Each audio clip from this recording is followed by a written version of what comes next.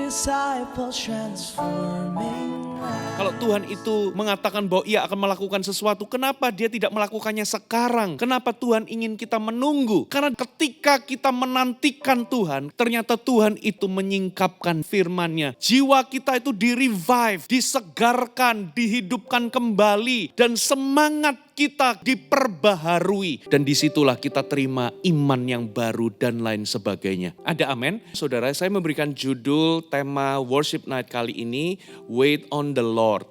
Saudara, seringkali menunggu itu kita anggap sebagai suatu hal yang negatif. Kita semua, saudara, merasa bahwa menunggu itu buang-buang waktu. Bahkan menunggu itu tidak produktif. Saudara, coba kalau Anda mau cek, ketika kita ini, misalnya ada antrian jalan tol, kalau kita melihat ada satu jalur itu panjang, kita pasti akan cari cara untuk kita pindah jalur ke antrian yang lebih pendek. Saudara, kita semua ini cenderung tidak suka yang namanya menunggu, saudara. Karena menunggu itu bisa jadi sesuatu yang sulit untuk kita lakukan, saudara. Menunggu itu membosankan, menunggu itu seakan-akan segala sesuatunya itu serba tidak pasti. Itulah sebabnya kita ini gak suka menunggu. Menunggu menjadi sesuatu yang negatif, saudara. Dan akibatnya apa? Banyak daripada kita itu hidup di dalam ketidaksabaran. Saudara, itu sebabnya saudara kalau kita melihat saudara, misalnya saudara hari-hari ini kalau Anda pergi ke klinik dokter, itu ruang tunggunya itu dibuat begitu nyaman, didekor begitu bagus, di situ disiapkan majalah, ya ada air conditioner yang nyaman, saudara tempat duduknya juga empuk, saudara. Bahkan ada yang menyediakan kopi atau teh atau minuman, saudara. Karena mereka tahu bahwa banyak orang itu nggak suka untuk menunggu. Saudara, makanya banyak ruang tunggu itu didesain dengan bagus dan senyaman mungkin. Saudara, dan kalau kita mau jujur saudara, kita itu ketika kita menunggu, kita ini akan cari cara untuk kita melakukan hal-hal yang lain. Ada penelitian di Jerman dan di Inggris, penelitian baru-baru ini saudara.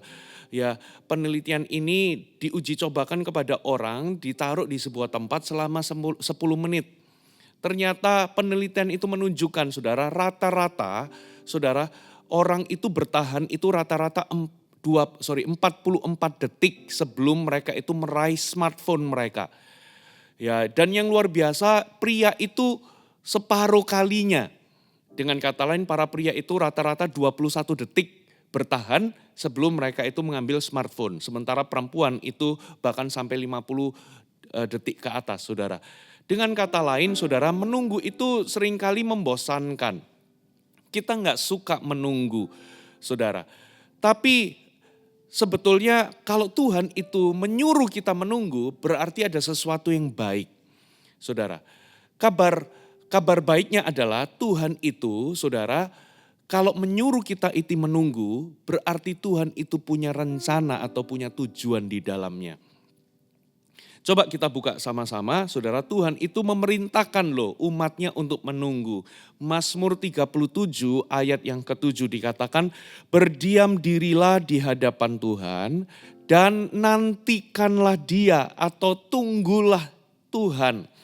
Jangan marah karena orang yang berhasil dalam hidupnya, karena orang yang melakukan tipu daya. Ayat yang ke-34 masih di Mazmur ke-37 dikatakan, nantikanlah Tuhan dan tetap ikutilah jalannya. Maka ia akan mengangkat engkau untuk mewarisi negeri dan engkau akan melihat orang-orang fasik dilenyapkan. Saudara, jadi di dalam perjanjian lama saudara, perintah nantikanlah.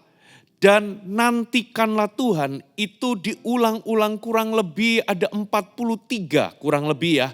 Ada 43 perintah dari Tuhan kepada umatnya untuk nantikan atau nantikanlah Tuhan.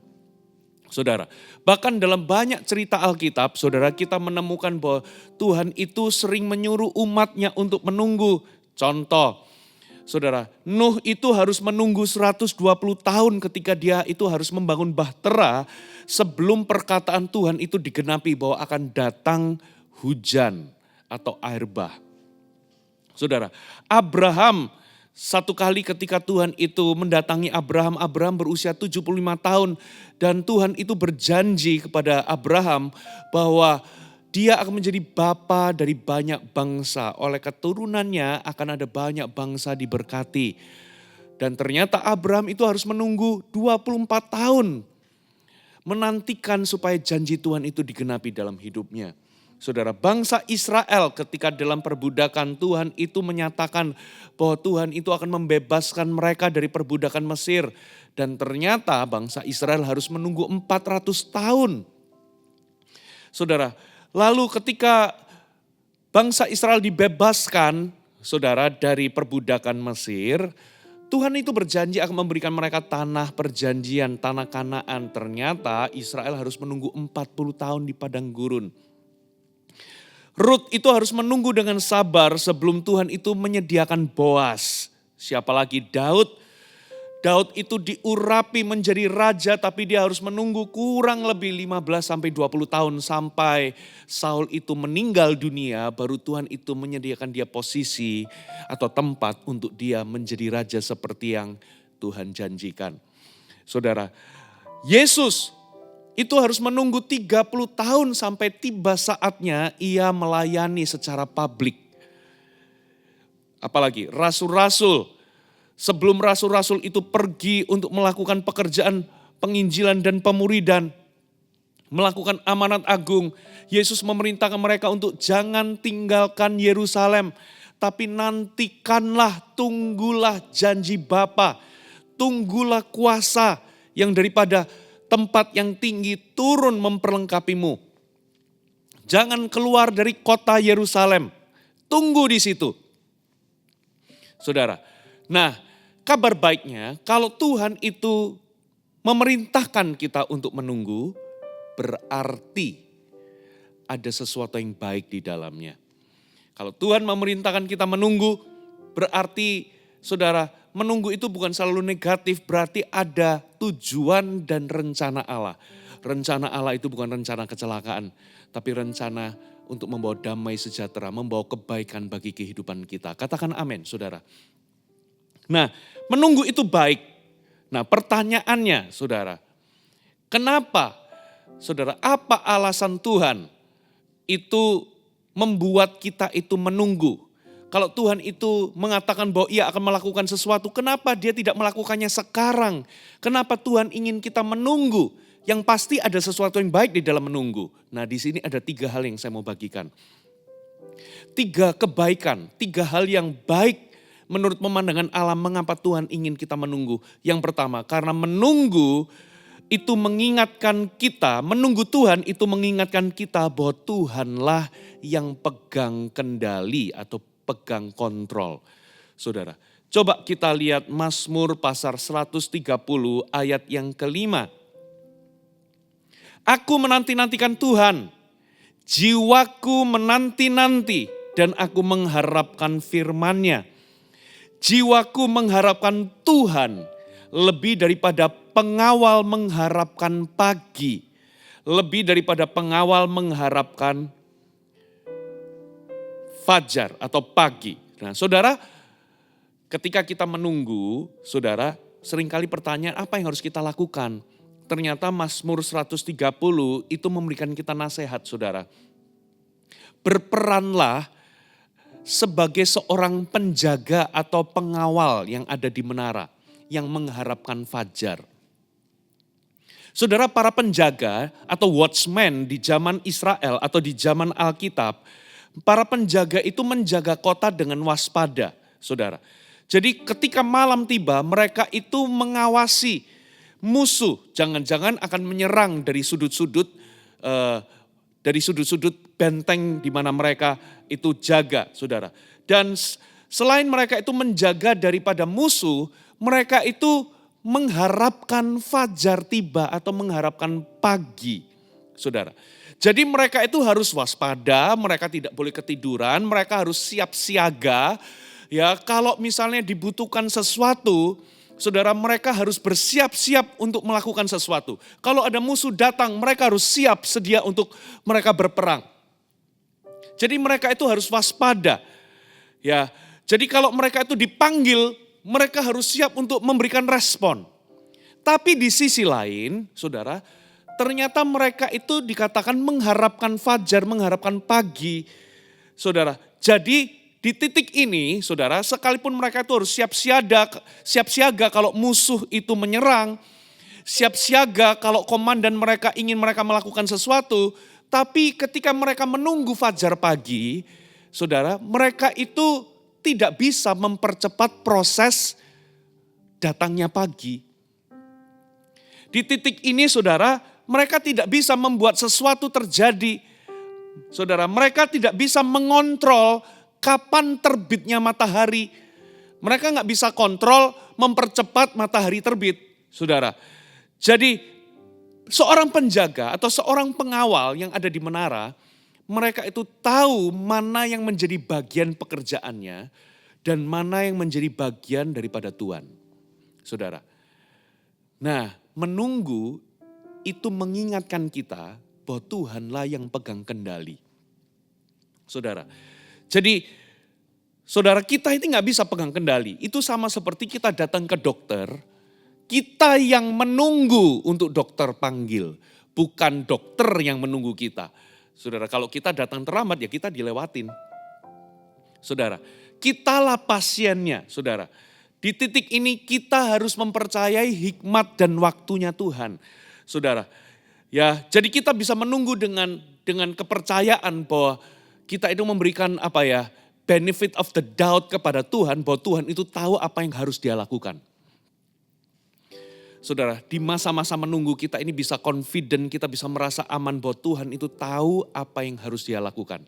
Karena Tuhan yang pegang kendali, saudara. Jadi menunggu itu mengingatkan kita bahwa kita ini bukan Tuhan. Seringkali kalau masalah tiba, kita itu ingin mengendalikan segala sesuatu, mengontrol segala sesuatu. Kita ingin memperbaiki segala sesuatu. Kalau ada terjadi masalah dalam pernikahan kita, ya dalam pekerjaan kita atau di dalam kehidupan kita sehari-hari, kita itu cenderung ingin melakukan sesuatu seolah-olah kita itu bisa mempercepat fajar itu tiba. Saudara, itu bagiannya Tuhan. Kita nggak bisa kontrol segala sesuatu, saudara. Yang pasti adalah kita ini perlu menunggu dengan sabar, lakukan yang menjadi bagian kita, sisanya serahkan waktunya itu ke tangan Tuhan. Tuhan tahu apa yang harus dia lakukan, saudara. Jadi di titik ini, saudara, menunggu itu baik karena menunggu itu menyadarkan kita bahwa kita ini membutuhkan Tuhan. Tuhan yang pegang kendali, ada bagian yang kita nggak bisa kerjakan, yaitu seperti penjaga itu mengharapkan fajar, penjaga itu nggak bisa mengontrol fajar itu datang lebih cepat. Itu sebabnya, saudara, seorang penjaga itu hanya bersikap, dia itu mempercayai Tuhan, menyerahkan Tuhan untuk mengerjakan segala sesuatunya seturut dengan waktunya. Seorang penjaga itu hanya bersikap, dia itu sabar menantikan untuk Tuhan itu melakukan sesuatu menurut waktunya. Tuhanlah yang pegang kendali. Aku punya bagian, sabar menantikan, Tuhan akan kerjakan bagiannya. Katakan amin. Yang kedua, hal yang baik dari menunggu adalah ternyata menunggu Tuhan itu mengizinkan Tuhan melakukan pekerjaannya. Melakukan bagiannya atau melakukan pekerjaannya, saudara. Nah, kita ini seringkali ingin mengambil bagian Tuhan, melakukan segala sesuatunya, saudara. Ya, padahal tidak demikian, saudara. Ternyata Tuhan itu punya schedule atau Tuhan itu punya timingnya sendiri, punya jadwalnya sendiri untuk segala sesuatu. Yang pasti Tuhan itu tidak pernah terlambat dan Tuhan tidak pernah terlalu cepat. Katakan amin. Waktu Tuhan atau timing Tuhan itu terbaik. Coba kita baca sama-sama Pengkhotbah 3 ayat pertama. Untuk segala sesuatu ada masanya. Untuk apapun di bawah langit ada waktunya. Terjemahan bahasa Indonesia sehari-hari. Segala sesuatu di dunia ini terjadi pada waktu yang ditentukan Allah. Saudara, jadi menunggu itu baik bagi kita Karena menunggu itu mengizinkan Tuhan melakukan pekerjaannya. Tuhan itu ketika kita memberikan kita janji, memberikan kita visi, memberikan kita rema, memberikan kita mimpi, saudara, itu semua akan terjadi menurut waktu yang Tuhan tentukan. Yang pasti waktu Tuhan itu yang terbaik. Dia tidak pernah terlalu cepat, dia tidak pernah buru-buru, sekaligus dia juga tidak akan pernah terlambat. Dia selalu on time, tepat pada waktunya. Saudara, nah di titik ini kita bisa mempercayakan kepada Tuhan segala sesuatunya terjadi seturut dengan kehendaknya pada waktunya, saudara. Ya, bahkan saudara bisa baca dalam 2 Petrus 3 ayat 8 dikatakan di hadapan Tuhan 1 hari sama seperti 1000 tahun, 1000 tahun sama seperti 1 hari. Ternyata Tuhan itu punya ini loh, Tuhan itu punya pandangan atau sudut pandang tentang waktu itu beda dengan kita. Saudara, waktu di bumi ini diukur menurut perputaran bumi ini terhadap matahari. Makanya kita bisa menemukan 1 hari itu 24 jam, 1 tahun itu 365 hari. Tapi beda perhitungan waktu mungkin di planet Mars. Ya, sudut pandangnya terhadap matahari itu berbeda. Nah, waktu kita dengan waktu Tuhan itu beda. Tapi yang pasti bagi Tuhan mau 1 hari mau 1000 tahun itu gak ada bedanya. Jadi di titik ini punya implikasi yang luar biasa dalam hidup kita. Selagi kita menunggu Tuhan, saudara, waktu Tuhan itu terbaik. Semua mimpi, semua janji, ya, semua hal yang Tuhan katakan bahwa Dia akan lakukan itu akan terjadi dalam kehidupan kita. Tapi itu terjadinya tepat pada waktunya Tuhan. Katakan amin, saudara. Makanya kitab Habakuk itu memberikan kita nasihat, saudara, untuk terus beriman. Dikatakan begini Habakuk 2 ayat 1 sampai 3. Aku mau berdiri di tempat pengintaianku. Lihat lagi-lagi sudut pandangnya itu seperti seorang penjaga atau seperti pengawal yang ada di menara. Aku mau berdiri di tempat pengintaianku, berdiri tegak di menara. Aku mau meninjau, menantikan apa yang difirmankannya kepadaku dan apa yang dijawabnya atas pengaduanku. Lalu Tuhan menjawab aku demikian, tuliskanlah penglihatan itu dan ukirkanlah itu pada loh-loh supaya orang sambil lalu dapat membacanya. Sebab, perhatikan, penglihatan itu masih menanti saatnya.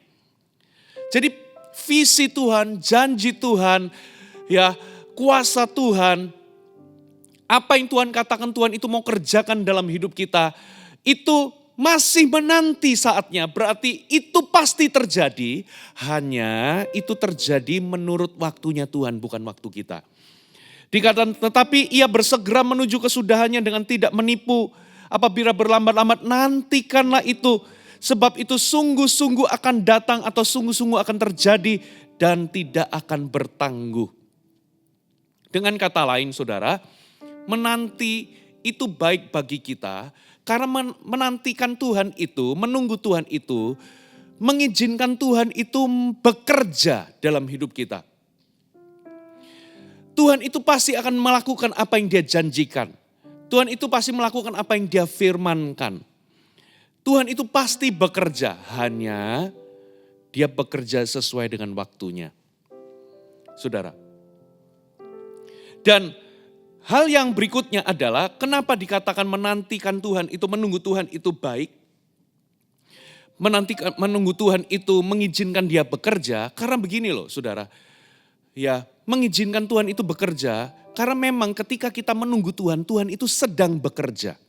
Nah masalahnya waktu Tuhan bekerja, saudara, itu begini. Waktu kita menunggu Tuhan, apa yang Dia kerjakan selama kita menunggu itu sama pentingnya dengan apa yang kita tunggu. Saya ulangi. Ya, apa yang Tuhan kerjakan pada waktu kita menunggu itu sama pentingnya dengan apa yang kita tunggu. Nah di titik ini Anda harus mengerti, ternyata Tuhan itu sementara kita menunggu, Tuhan itu bukan hanya bekerja sesuai dengan waktunya, tapi Tuhan itu juga mengerjakan sesuatu di dalam kita. Tuhan itu lebih tertarik sama karakter kita ketimbang dengan apa yang sebetulnya kita tunggu. Saudara, karena waktu kita nanti ke sorga, karakter kita akan menyertai kita. Tapi apa yang kita tunggu belum tentu akan menyertai kita.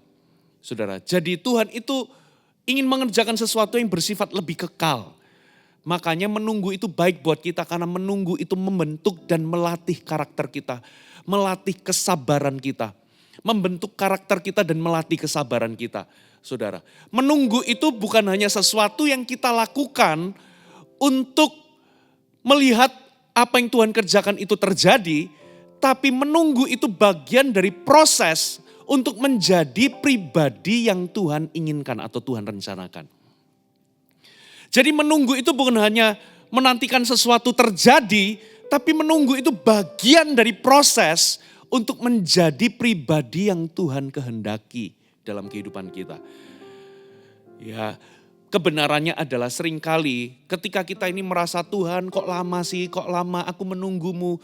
Di sisinya Tuhan, Tuhan itu menunggu kita karena mungkin Tuhan itu melihat ada banyak hal dalam hidup kita.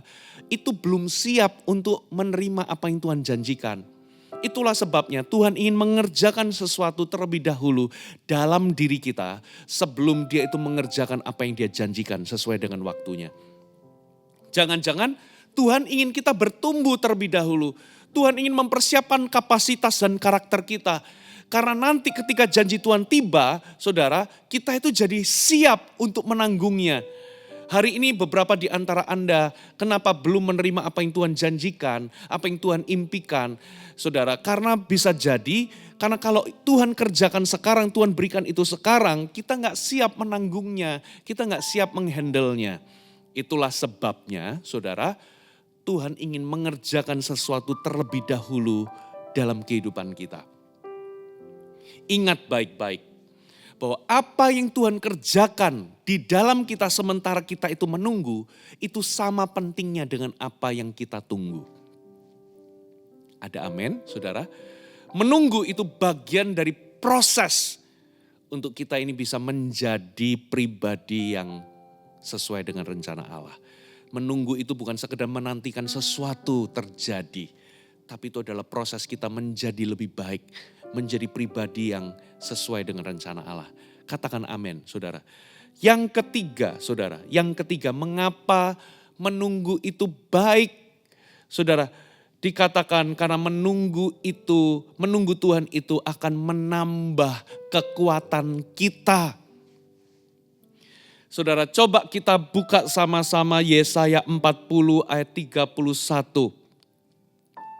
Tetapi orang-orang yang menanti-nantikan Tuhan mendapat kekuatan baru. Jadi orang yang menunggu Tuhan itu dikatakan mendapat kekuatan baru.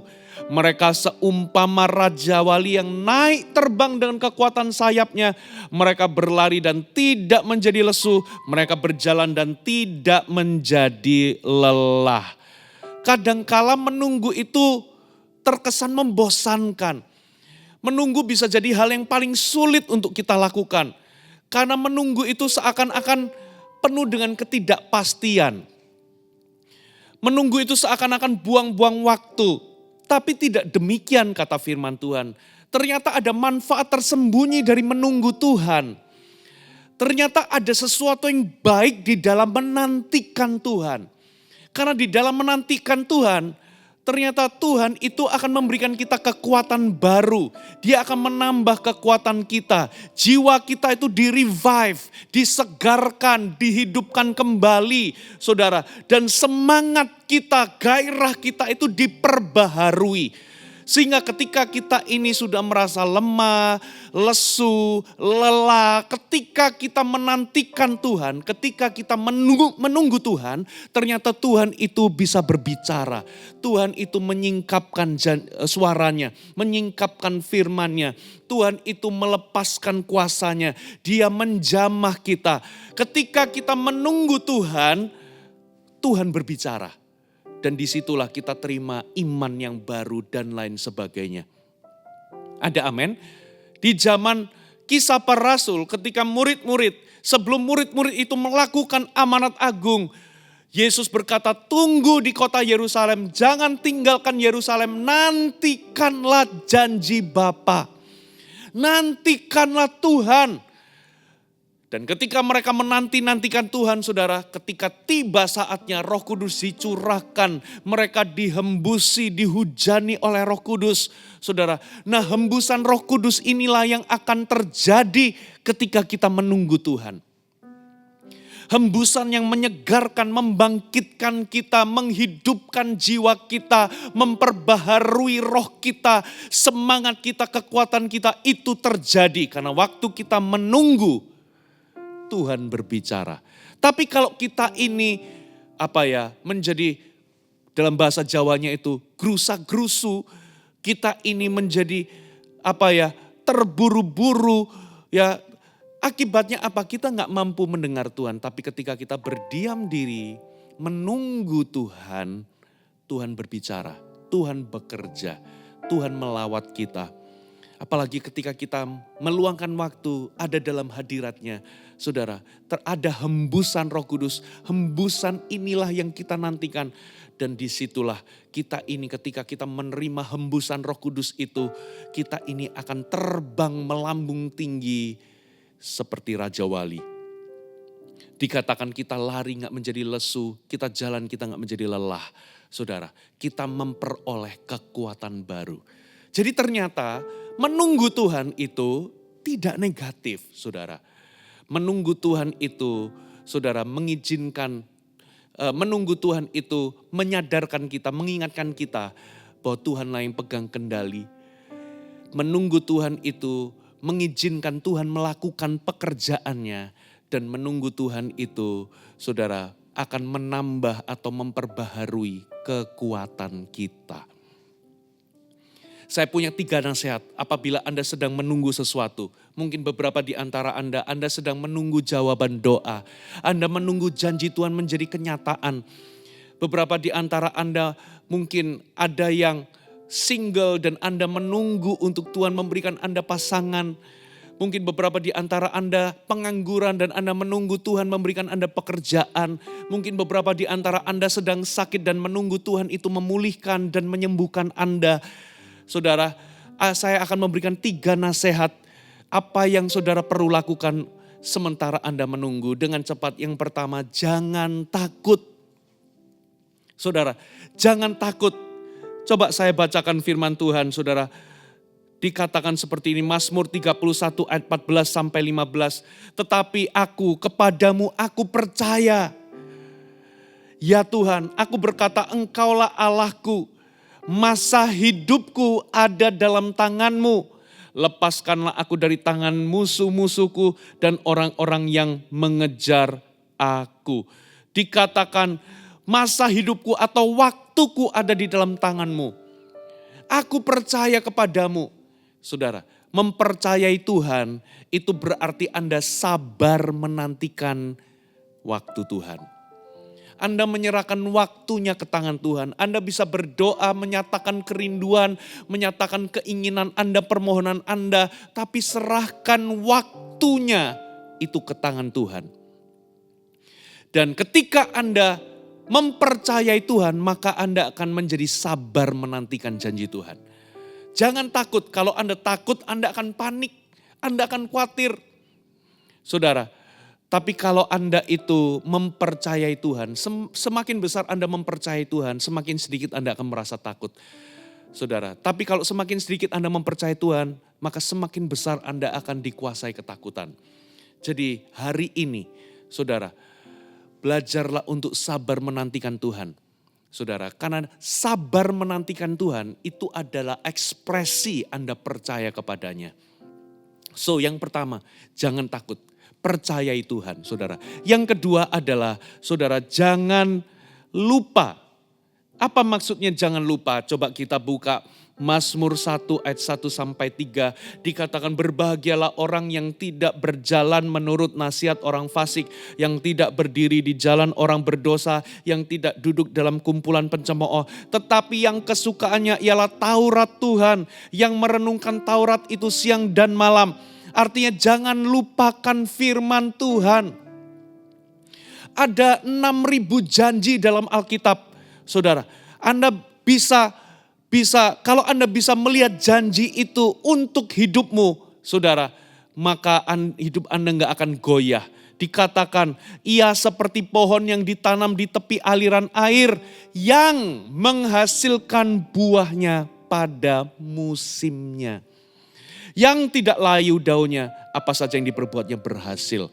Kalau Anda tidak melupakan firman Tuhan, tidak melupakan janji Tuhan, kalau Anda terus menyelidiki Alkitab, Anda terus merenungkan firman, merenungkan Taurat, dikatakan, saudara, pada musimnya, Anda akan terus berbuah pada musimnya. Anda akan menghasilkan buah atau Anda akan menuai pada waktunya. Dan apa saja yang Anda perbuat akan berhasil. Jadi di masa menunggu, jangan lupakan firman Tuhan. Saudara, lihatlah orang-orang yang tahu, saudara, apa-apa saja yang bisa diklaim di dalam asuransi ketika dia membeli asuransi. Kalau dia tahu, oh ini bisa diklaim, ini bisa diklaim, ini bisa diklaim. Ketika dia sakit, dia akan tenang karena dia tahu bahwa pihak asuransi menjanjikan ini. Tapi bayangkan kalau Anda memberi asuransi, tapi Anda nggak tahu apa saja yang menjadi hak Anda. Maka ketika Anda sakit, Anda jadi bingung, Anda jadi takut. Saudara, jadi pastikan hari ini, selama masa Anda menunggu, Anda tidak melupakan firman Allah. Karena kalau Anda merenungkan firman, tidak melupakannya, saudara akan menuai atau Anda akan berbuah pada waktunya. Dan apa saja yang Anda perbuat berhasil. Yang terakhir, saudara, jangan menyerah. Saudara, Galatia 6 ayat 9, janganlah kita jemu-jemu berbuat baik, karena apabila sudah datang waktunya, kita akan menuai jika kita tidak menjadi lemah. Terjemahan bahasa Inggris dari tidak menjadi lemah adalah, we will reap a harvest of blessing if we don't give up. Jadi kita akan menuai pada waktunya, kalau kita tidak menyerah, tapi kita rajin terus berbuat baik. Kita tidak jemu-jemu berbuat baik. Saudara, menantikan Tuhan itu bukan berarti Anda menjadi pasif tidak melakukan apa-apa. No, menunggu Tuhan itu artinya, saudara, Anda perlu aktif melakukan bagian Anda. Jadi kita nggak boleh, saudara, menantikan Tuhan itu sebagai dalih untuk kita tidak lagi melakukan tanggung jawab kita. No. Seorang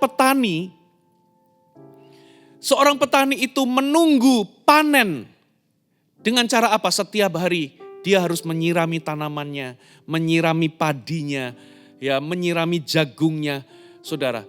Dan di masa menunggu itu dia menunggu dengan sebuah keyakinan bahwa kalau mereka bekerja, maka mereka itu bisa melihat atau menunggu bahwa panen pasti terjadi. Saudara, menunggu itu bagi mereka yang bekerja. Saudara, mereka yang menunggu adalah mereka yang bekerja. Karena mereka tahu bahwa usahanya tidak akan pernah sia-sia. Jadi hari ini, saudara, sama seperti seorang petani yang menunggu panen. Tiap hari dia akan melakukan bagiannya. Dia akan memberikan pupuk, dia akan menyirami, dia akan membajak mungkin, dan lain sebagainya. Saudara, jadi jangan menyerah. Kalau Anda merasa bahwa janji Tuhan, mimpi yang daripada Tuhan, visi Tuhan tidak datang secepat yang Anda kira atau tidak datang sesuai dengan waktu Anda. Saudara, Anda tetap kerjakan bagian Anda atau tanggung jawab Anda. Tetaplah Anda lakukan dengan setia apa yang Anda lakukan, saudara. Apa yang Anda harus lakukan. Saya percaya Anda akan menuai pada waktunya kalau Anda tidak menjadi lemah atau menyerah. Ada amin, saudara? Saya percaya, saudara, apapun yang Tuhan janjikan dalam kehidupan Anda, Tuhan akan genapi menurut waktunya, karena waktunya yang terbaik. Hai, terima kasih sudah bergabung bersama kami, Gereja Mount Sharon, Jabodetabek. Sebagai gereja Tuhan, adalah kerinduan bagi kami untuk melihat Anda terus bertumbuh dalam pengenalan akan Tuhan dan mengalami perubahan hidup. Maka dari itu, bergabunglah bersama komunitas kecil kami, Connect Group. Dapatkan informasi lebih lanjut pada kolom deskripsi kami. Last but not least, don't forget to subscribe dan bagikan video ini kepada orang yang Anda kasihi. Thank you for joining us and see you next time.